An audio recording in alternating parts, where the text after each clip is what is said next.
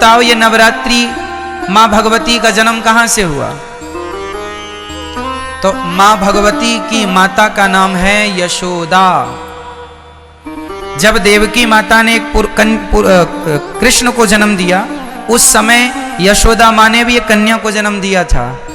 अदला बदली हो गई, देवकी के बेटे को यशोदा के पास छोड़ दिया और यशोदा की बिटिया को कंस ने पत्थर पर पटकना चाहा। वही कन्या हाथ से छूटकर आकाश में अष्टभुजा धारण करके मां भगवती खड़ी हो गई। उन्हीं माता को विंध्यवासिनी मैया कहते हैं। विंध्याचल पर्वत में आज वही स्वरूप है। वो मां यहां मथुरा से विंध्याचल चली गई थी। ये दास अनिरुद्ध ने विंध्यवासिनी मैया का भी दर्शन किया है। तो विंध्याचल चली गई मां, अष्टभुजाधारी। अब भगवान ने कहा, देवी जाओ, मैं जन्म लेने वाला हूं, तुम भी जन्म लो, तुम्हें 9 नाम से लोग जानेंगे, पहचानेंगे। वही विंध्यवासिनी मैया को, वही दुर्गा को, वही शक्ति को आज नवरात्रि के नाम से, 9 देवियों के नाम से पुकारा जाता है। वही ये माँ यशोदा की बेटी है, जिसे कंस ने पत्थर पर पटकना चाहा और वो हाथ से छूटकर आकाश में जाके अष्टभुजाधारी। मैया के 8 हाथ क्यों हैं? मैया, आप लोगों के हाथ कितने होते हैं? कितने? गलत उत्तर है। इस धरती की प्रत्येक स्त्री के हाथ 8 ही होते हैं। आपके भी 8 हाथ है। सच्ची बताएं, आप लोग अपने आप को जानते ही नहीं। आपका परिचय आपको ही नहीं पता। आपके अष्टभुजा आज भी हैं। देखो ना कैसे।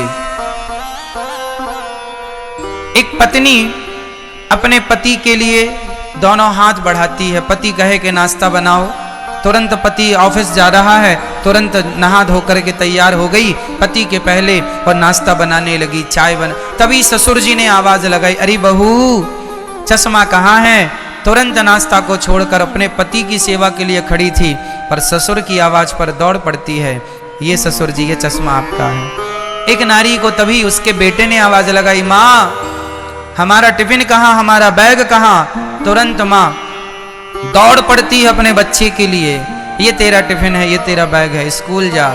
उसी समय बच्चे को स्कूल भेज रही है, उसी समय पति को दफ्तर भेज रही है, उसी समय ससुर जी को चश्मे और चाय की जरूरत पड़ी तो चाय भी बना रही है।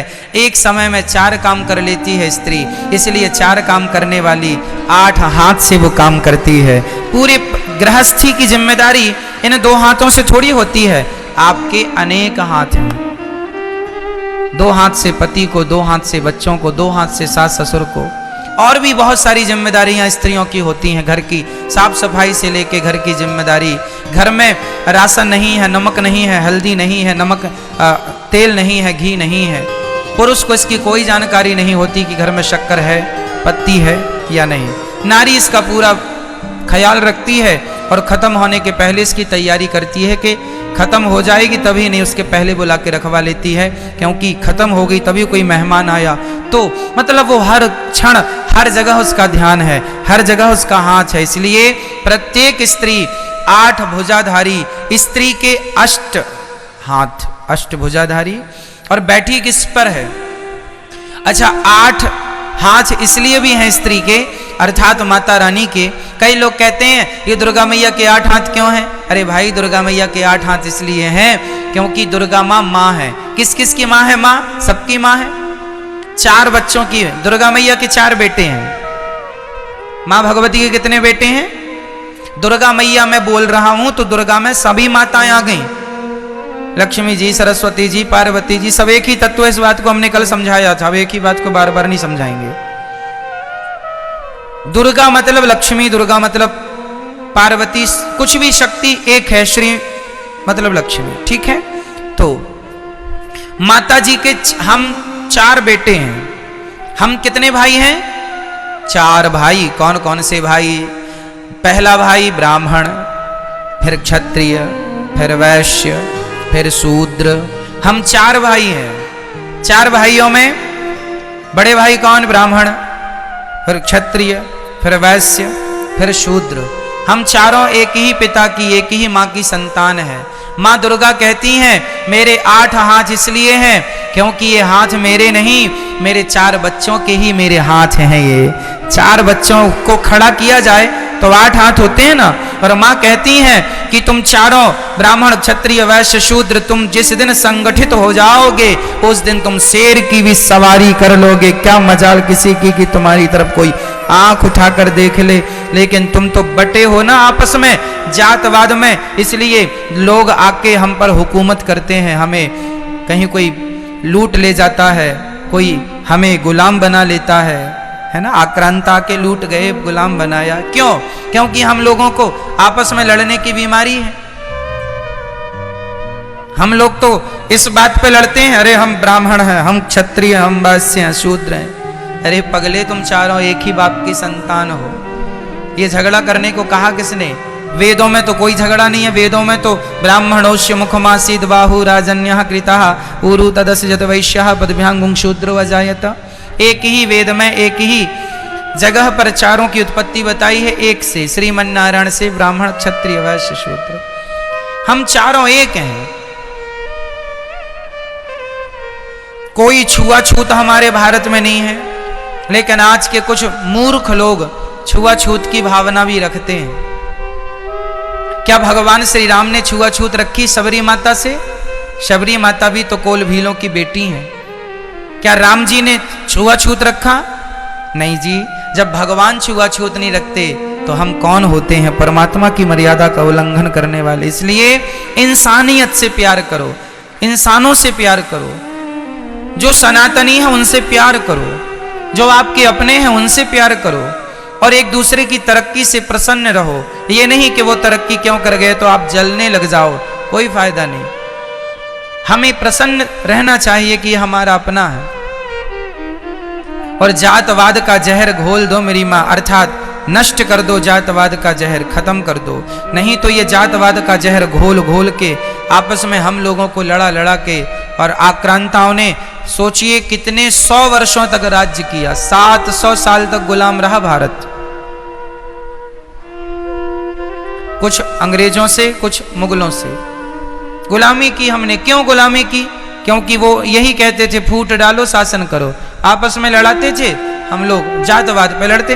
बड़ा राजा, अरे मैं क्षत्रिय हूं, छत्री छत्री लड़ जाते थे आपस में। यदि भारत के राजा आपस में लड़े ना होते ना तो क्या मजाल किसी की कि भारत की तरफ आंख उठा के देख लेता। विडंबना तो ये थी कि हमारे अपने लोग लड़ते। झांसी की रानी पर अंग्रेजों ने जब कब्जा कर लिया झांसी के किले पर, तो क्यों कर लिया? क्योंकि झांसी की रानी के अपने कुछ मंत्री गद्दार हो गए थे। उन्हें बता दिया कि यहां से आओ, ये तैयारी लो। जयचंद्र जैसे लोग यहां पाए जाते हैं। भारत में कहते हैं ना दूसरों से लड़ा जा सकता है मेरी मां, अपनों से नहीं लड़ा जा सकता। एक कुल्हाड़ी ने जंगल काटना शुरू किया तो एक पेड़ ने कुल्हाड़ी से कहा, अरे कुल्हाड़ी हमें क्यों काटती है, हमने तेरा क्या बिगाड़ा है? पेड़ ने, वृक्ष ने कुल्हाड़ी से कहा, अरे बहन कुल्हाड़ी तूने पूरा जंगल उजाड़ दिया, हमारे पुत्र पौत्रादि सारे बच्चों को तूने नष्ट कर दिया। कुल्हाड़ी बहन हमने तेरा क्या बिगाड़ा है, तू हमें क्यों काट रही है?